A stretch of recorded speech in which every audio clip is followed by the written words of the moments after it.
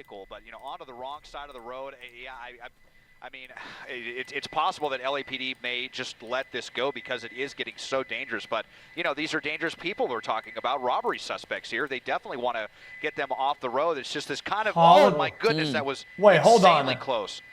Just wrong side of the road. And look at this, at 80 miles an hour over all this traffic. How did he not get in a collision right there as he crossed that was insane. Street? Absolute insanity with this driver right now.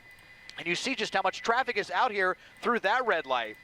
I mean, but you're definitely seeing the capability of this car. If it would have been, in a different car or something, you might have lost it by now. You see other units that are very aware, all the different agencies, they're trying to get in position to kind of corral this suspect. But, I mean, I'm just not sure if they're going to be able to stick with this or how this doesn't end badly the way it's trending right now. And Gio, just really quick, I mean, just to Desmond's point of they're chasing this guy hard as he trades paint there with another car.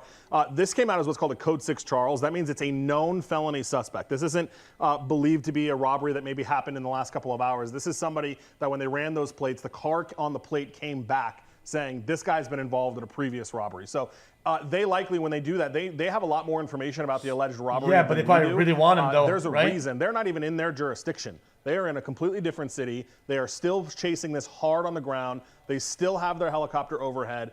They have not wanted to let this go. There's a reason for that, and as Des pointed out, very potentially dangerous people. They're running like they're dangerous, and LAPD is chasing them like they're dangerous. And you've already seen the damage on the side of the car, so signaling, of course, that this is someone or some people that are not afraid necessarily of potentially getting into danger there. And to Desmond's earlier point, really seems to be almost tempting fate with the amount of close calls we've seen in just the last 10 minutes with cars making a right turn or making a left turn and weaving in and out of traffic, driving on the opposite side of the road. And then the other point here is that this vehicle's a Mercedes. So to Des's earlier point, it zooms incredibly fast. And also, as we're back on the wrong side of the road, which is so incredibly dangerous, we've also holy shit! So they likely know who the registered owner is. They likely know the suspects that are inside, which could give a whole other. Holy shit, bro! That's why you check your your corners and you check the opposite lane of travel, even though you have the right of way. They don't want to not stop chasing this car. They are chasing it hard. It is a robbery suspect. They were in tracking mode for a little while. The watch commander that is in charge of the pursuit right now said, go back into full-blown pursuit mode. Let's get this guy. And they're trying. And to Des's point and your point, LAPD is not behind them because they don't want to be. They're struggling to keep up. Oh, dude, we got. Hey, yo, on the correct side of Artesia Boulevard. Some really scary moments once he jumps over those medians. And yo, we got Chris on this bus like on Artesia, but still at a very high rate of speed, not stopping for any of these red lights as he continues. I only like Chris or the scuffed one from Fox or whatever. These other guys, I don't bother. There are more of them than there are of him, and they are now approaching this from a number of different areas, including different municipalities. LAPD not willing to let this go. They have a number of units trying to catch up with them, but right now it's the helicopter doing a bulk of the work here at a very busy intersection. Artesia Boulevard, Hawthorne Boulevard, right through the red light. Once again, you can see trying to perform a traffic break there, some black and white. Zoom out a little bit, buddy. Zoom out. Create some space there between some of those innocent motorists and that vehicle, but he is flying through these intersections. Can't see close calls when he's zooming too much like that. And when he sees traffic in his way, he just instantly jumps onto the wrong side of the road. So terrifying. Oof. Yo, zoom out, man. Fuck. Oh, Jesus. Oh, really? Coming up on the 405 now. Will not be able to enter the 405. He's going to go underneath. What's up with the camera guy today, man? Is he drunk today? Holy shit. He knows better. He will have an opportunity up ahead, but right now he is committed to Artesia Boulevard, tailgating another innocent person. Really I don't even know why I guess he's really stuck between a rock and a hard spot here. He's got a truck there, a box truck he's trying to navigate with, and that other car in his way. He is so desperate to get around anybody in his way, but he's not getting very far. It looks like he's going to try and get on the wrong side. No, a lot of last-minute decisions, some very hard braking here, some wild steering maneuvers. The erratic driving has been nonstop since the minute we pulled up on this pursuit. continuing through Torrance along Artesia Boulevard. Oh my goodness! Jesus! Losing control at the red light. Cross traffic, almost jumped into an oncoming, a head-on collision there, and now continuing. Zoom out, motherfucker! Otherwise, we wouldn't be. Dude, we can't even see the guy coming. Of close calls, they are going to have to get somebody into position to get a pit maneuver ready and try and get this person off the road. Another red light. Another major red light, Artesia and Van Ness right through it. We can mix streams, maybe. Eastbound on Artesia Boulevard. So far, as this guy's had a lot of luck, and so have the people around. They have a bad angle too. Anybody get hurt in this pursuit, but we have already seen more than a handful of really close calls here down Artesia Boulevard, making a right turn. Southbound you can Western see speed a lot better on this one though. Southbound Look Western at that. Ave off of Artesia Boulevard through Torrance here at a high rate of speed, now closing in on 75 miles per hour.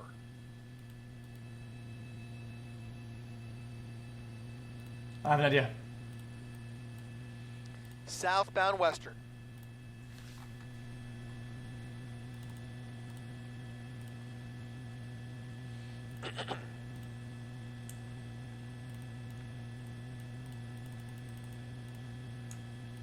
This is insane. He's approaching the 405. Another busy intersection through the red light. Coming really close with somebody making the turn there. Southbound Western Avenue really coming close to these cars. Not taking the freeway, though. It doesn't look like he's taking it. Give me 1 second. I'll fix it up. Wild right turn onto 190th from Western. Westbound 190th.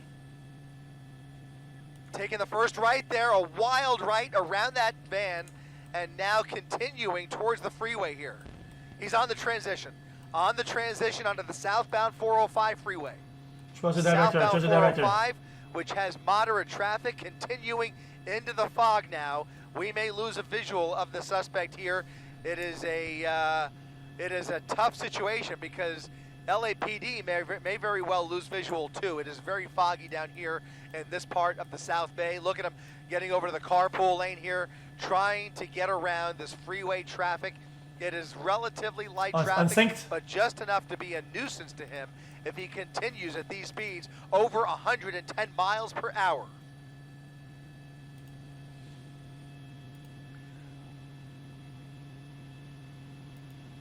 Probably better now, right?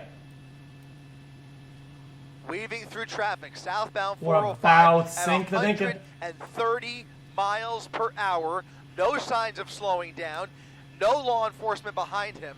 California Highway Patrol monitoring this pursuit. The LAPD airship is right overhead, continuing to keep the night sun on this reckless driver. Again, wanted for felony charges, possibly 8 seconds robbery. more. And we don't know, again, we do not know how many 3, people are inside this 4, vehicle. And 5, we have not really had a 6, good look 7, inside this sedan. 8. Really, the entire time we've been over it, those windows have been rolled all the way up. The driving has been extremely dangerous. He is now southbound on the 405 heading into. I got it.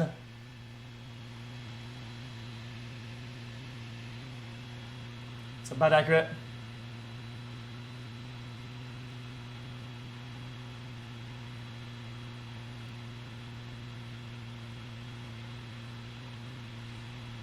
One, 2, 2.5. Southbound 405 coming 1, up on Avalon 2. Boulevard. Still doing triple-digit speeds. Still has that night sun right on him. Oh, look at that sink. Jesus. The way this guy is driving, the freeway is obviously the best setting for this pursuit, but it's still no comfort to the drivers or to law enforcement as he continues to come very close to a lot of this freeway traffic, just desperate to weave through anybody in his way. But at least there aren't the stop signs and red lights that there were on so many of those surface streets that he raced through without any regard for for cross traffic or anybody in his way. It was just really a desperate situation, and finally he's almost losing control on the freeway. Oh my goodness, using the shoulder now to get around some of this traffic. Why is doing all that? Fishtailing across some of these lanes. Now southbound 405 passing Alameda Street at 120 plus miles per hour as he navigates some of these lanes here and really jerking that wheel around, Traction almost control, losing save control as he weaves around some of these vehicles.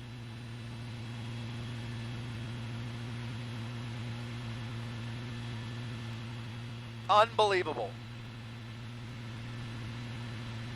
Run offline. Cargo 130 on the freeway, doing some crazy maniac shit in a Mercedes. Yeah, right. Is he taking the exit? Southbound 405, taking the exit. This is going to be Santa Fe Avenue. Southbound 405, transitioning off. He could get back on the freeway here, or he can exit completely. He is not committed yet, although now that might be the transition there. He has committed. Getting off of the freeway. Getting off the freeway in Long Beach. Coming up on Pacific Avenue. No, he's back on the freeway. He is back on the freeway. Back on the freeway, passing the 710.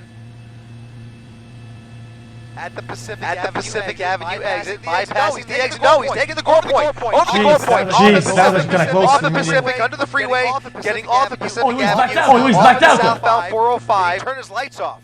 He just blacked out. All right, he just blacked out. Turned the lights off. Coming up on an intersection here at the end of the transition. It's going to be Pacific. Headlights and taillights off.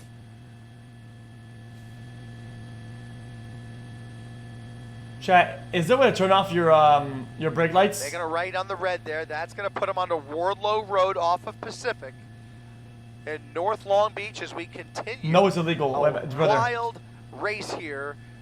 This guy is just really. So you would need to do a kill switch, right? You need to do like I mean, this is just terrifying to watch. You'd have to find the actual wire itself, these units, these and then have so many critical decisions. Put a connector or whatever with a switch. Try and figure out how to engage with this suspect. Hey, Look at this. Bottoming why out take over that the risk? median, dumping the vehicle on Wardlow Road, and now they're going to run for it. A male and female passenger. She tripped. Jumping off at Wardlow into a residential neighborhood. Looks like an apartment complex as they abandoned the vehicle, slammed into the median. A Bonnie and Clyde situation. We've never seen that, I don't think. Now you have two suspects, a driver and female passenger, running through this apartment complex.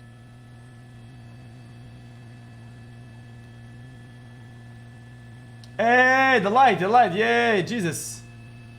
All right, we're going to try and get back over it, but you do have law No-fly zone? enforcement making their way into the area of 34th and Golden Avenue as those suspects appear to have disappeared into the night. This is a very, very lush neighborhood with lots of trees, lots of hiding spots, and right now, as far as we can tell, no sign of law enforcement in the immediate vicinity, even as they try and close in here. You can see the Mercedes-Benz sitting in the middle of the roadway there, right there on the right side of your screen. That Mercedes-Benz just rammed the possibly median. stolen, just abandoned now after bottoming out on the median, now blocking traffic, and now you have two suspects running through this neighborhood and really no sign of them whatsoever. Night sun has arrived, I think. All right, we're out. Unfortunately, that's going to do it for our coverage from up here in Air 7. Why? As the fog rolls.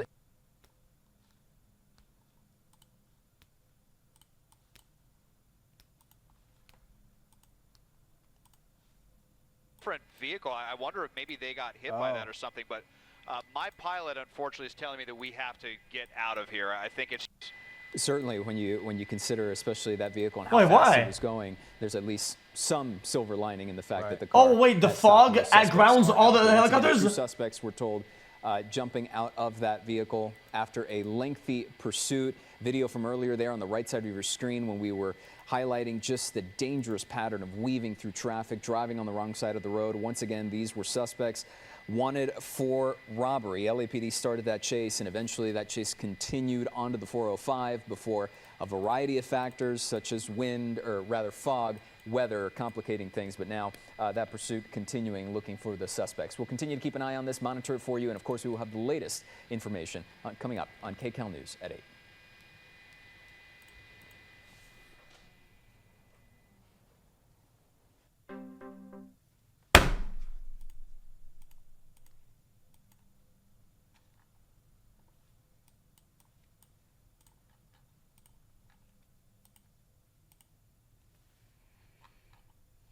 I need to turn off my ad thing, right?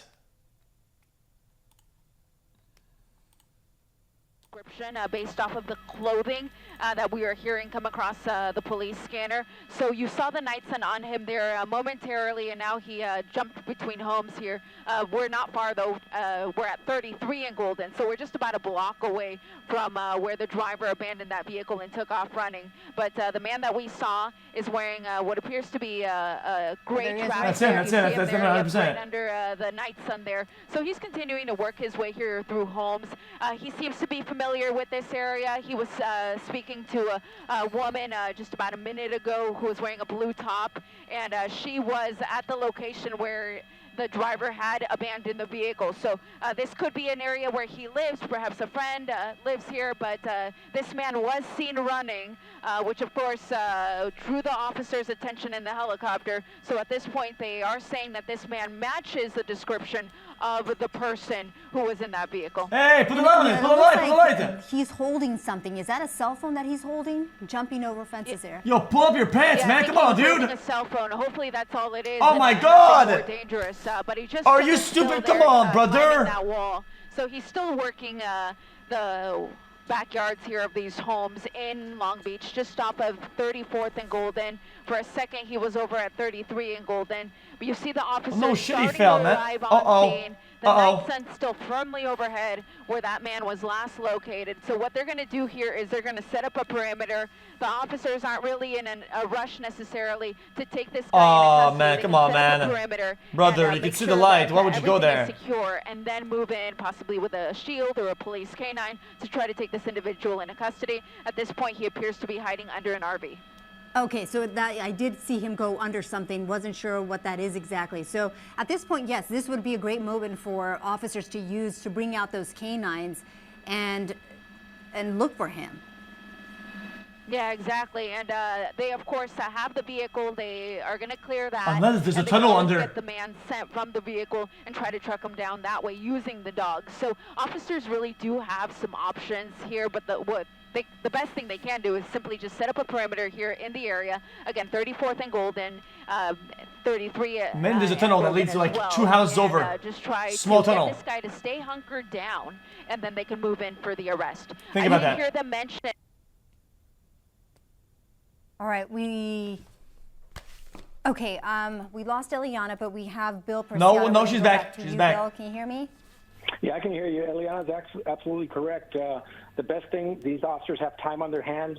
The air unit has a visual on the suspect, and they're in the process of setting up a perimeter. Once that perimeter is contained, they will decide to either use a canine as they start narrowing in. I want to see it. We saw on that camera, he went underneath, looks like a trailer or some sort of residential unit to the back of this. He could have easily went under, crawled under, went over the tree, over the next guy's house, and then walked out. Coordinating with the ground units there, just set up at certain locations and hold those locations until they decide that they're going to make. They had the exit over here. Why put the light on the RV? Put it on the side, man. You know, so we're seeing this is a residential area. What do you want residents to know? What do you want the people to know that live right there?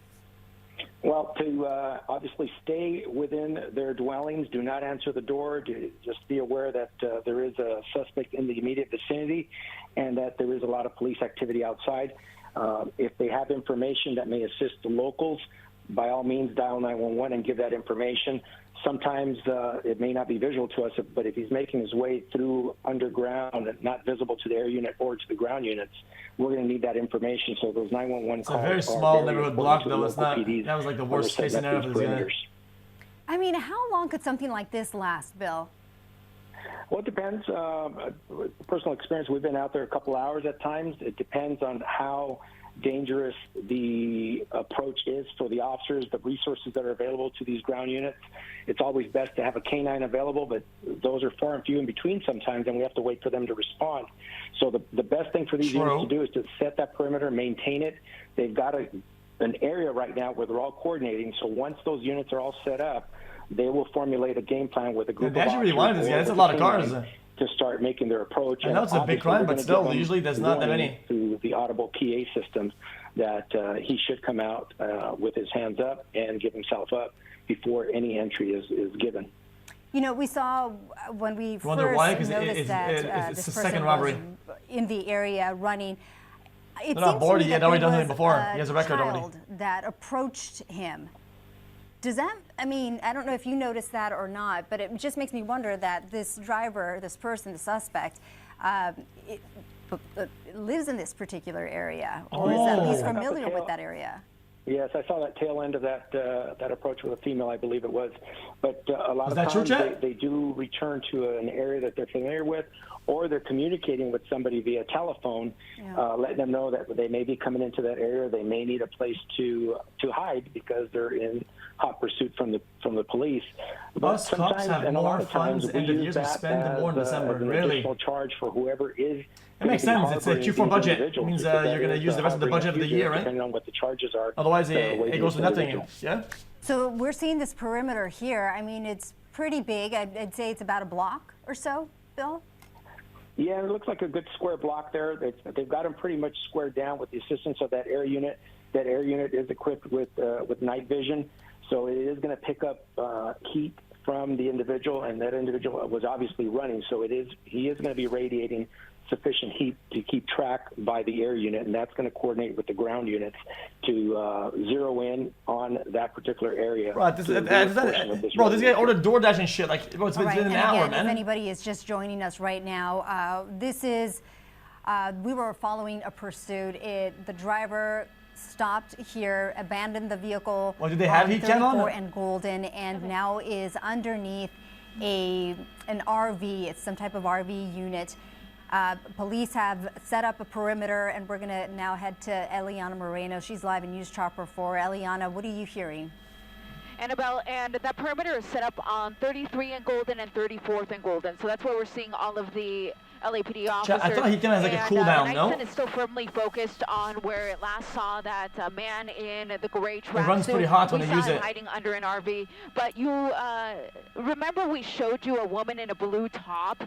The LAPD is also looking for her. They believe she may have been the passenger in the vehicle and may have been involved in the original crime that led to the pursuit. So she's not getting away. They're trying to locate her right now. From what I'm hearing, they do have a good idea of where she may be as well. So there's still 2 people outstanding as part of this high-speed pursuit that made its way all the way from downtown down to Long Beach. Yeah, so we did see some type of interaction with a woman.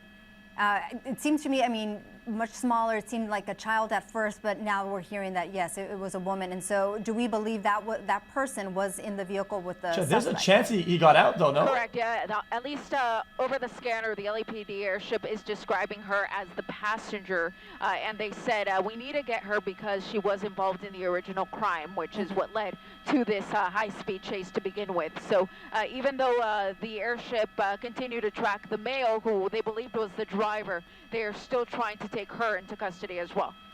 All right, so again, we're seeing this perimeter set up, a square block here. You can clearly see it. I mean, this is very concerning for anybody who lives in this neighborhood, who lives around 33, 34 and Golden. Very concerning. We heard from Bill Preciado, retired CHP officer, you know, just pretty much saying, if you live in this neighborhood, lock your doors, don't open the doors for anybody, just hunker down and just wait for what if the guy officers to do has like job. a fake really, face on, removes the face, changes clothes? Just come around a little stay bit, away. to get around that tree? We're also waiting, there was talk that canines could be used to sniff out the suspects. So we're just kind of standing by waiting for what's to come next, Eliana. Yeah, exactly. And at this point, time is on the side of the officers. There's really no rush to try to get this guy, but they pretty much know where he's at. We saw him go under that RV, which we're zooming in on now. So you see that team of officers assembling. What they'll do is they'll make call-outs to the man to see if he voluntarily will come out. If he doesn't, then they could approach with a shield. They could approach with the canine. They could deploy less than lethal rounds. So they really have a lot of options at their disposal. Producer guy? To know what was involved in that original Oh, that was crime, me which actually doing that. was a felony robbery. So they know whether or not a weapon was used in that crime. So depending on well, that was me doing that somehow. The facts that led to that original robbery, the officers are going to know a little bit more about this individual than we do up here. Whatever, so I guess. they'll approach it with a great abundance of Mega caution. Millions in 5 minutes. What is that, again, Mega Millions? What they'll try to do initially, though, is just to try to convince him to come out. We see him there. We see his hands. So it looks like he's, at least from this vantage point, it looks like he's at least trying to comply. Yeah, you know, and so moments ago we just had an image there, bigger square of earlier footage when the driver, okay, there we see that suspect. 1.2 billion? Hands up, yes, we see him. And at this point, yeah, walking backwards as officers may be indicating to do so. Yeah, they're making those call-outs to him right now, and they're telling him exactly what it is they want him to do. Hands are up and towards the air, which is exactly what they want. And when they feel comfortable, that is when they will approach and take him into custody. So let me widen out the shot a little bit so we can see where they are in relation to Nope, the it's suspect. not 500. It's not 500. Found him out to Texas. You guys got it wrong. This is some great news here. Police have an eye on this person walking. You get pre-taxed if you take lump sum, and then you get taxed. So again, police will confront this person when they're ready. But you know, Eliana, you were talking about the other person that they're looking for, a woman. You get a fraction of that, Correct, like yeah, barely so, anything. From what I've been able to gather is they know where she's at. They just haven't approached her yet. They were more concerned about taking him into custody, of course. So it looks like at this point he's complying. The team of officers is going to move in for the arrest. Some officers will remain with their guns drawn while others handcuff him, and then they'll search his person to make sure that there's nothing on him that could potentially harm any of the officers, and then help him to his feet before placing him in a squad car. But you'll see that the officers are still very much on guard. I would assume to be they don't know if if perhaps it's somebody is 1. with him is going to jump out.